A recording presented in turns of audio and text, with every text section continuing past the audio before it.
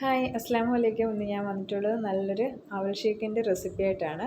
അന്നേരം എങ്ങനെയാണ് ചെയ്യുന്നതെന്ന് നോക്കാം. ഞാൻ പാൻ അടുപ്പത്തേക്ക് വെച്ചിട്ടുണ്ട്. എന്നിട്ട് നെയ്യാണ് ഒഴിച്ചു കൊടുക്കുന്നത്.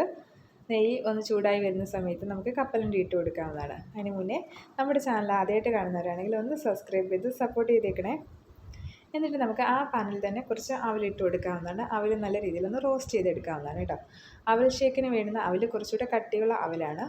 ഇപ്പം ഞാൻ കട്ടിയില്ലാത്ത അവൽ വെച്ചിട്ടാണ് ചെയ്യുന്നത്. ഇത് വെച്ചിട്ട് ചെയ്താലും ടേസ്റ്റിന് വലിയ വ്യത്യാസമൊന്നും വരുത്തില്ല, കുഴപ്പമില്ല കേട്ടോ.